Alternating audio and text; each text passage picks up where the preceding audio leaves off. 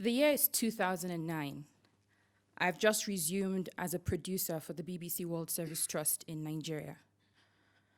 I'm 23, living with my aunt, now earning 3 times my former salary. Life was good.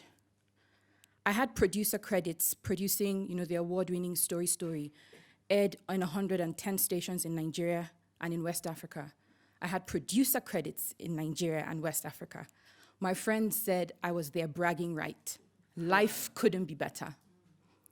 One day at work during my lunch break, I chanced on a pop-up ad that spoke about the Arab Spring and how citizens were using social media, Facebook and Twitter, to hold their governments to account, to challenge and ask for accountability.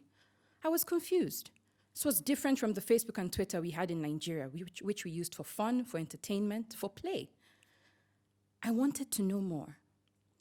By the end of that week, I knew I wanted to study social media for a master's degree. I knew I wanted to go to the United Kingdom to do this, and I knew which school I wanted to go to. And so, like every time when I needed money behind me, I called my dad. And with excitement, I told him, I want to go to the United Kingdom to study social media. And he said, you want to leave the BBC? Which was the same question my friends had asked when I told them, who leaves the BBC? My father said no. You see, in Nigeria, you're either a doctor, you're a lawyer, you're an engineer, or you're a failure. And I imagined that my father, who had offered me, to go to Canada to study international law, perhaps he was trying to redeem my first degree in communication. Canada, too, because his friend's sons lived there. And what's wrong with a little romance, while you're getting an education? And so he said no to me like I'd said no to him in the past.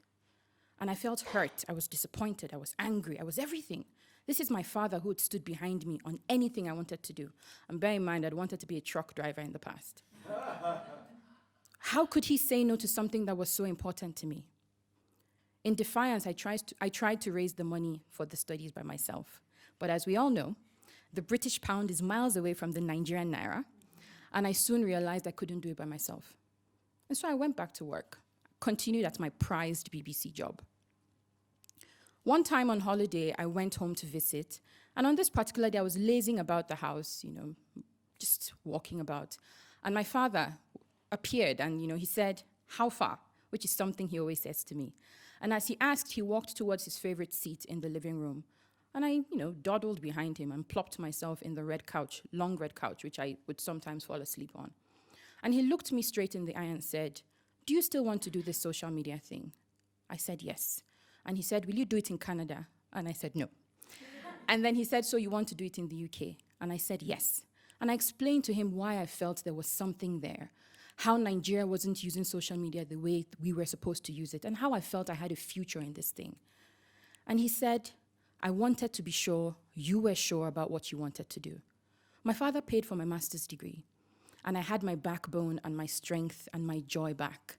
And that strength helped me say no to the BBC when I finished my master's, and they offered me my job back. That strength gave me the courage to be who I am today, a social media strategist, a consultant, and an activist. And guess who the BBC called a few years after to teach them how to use social media? You guessed right, me. Thank you.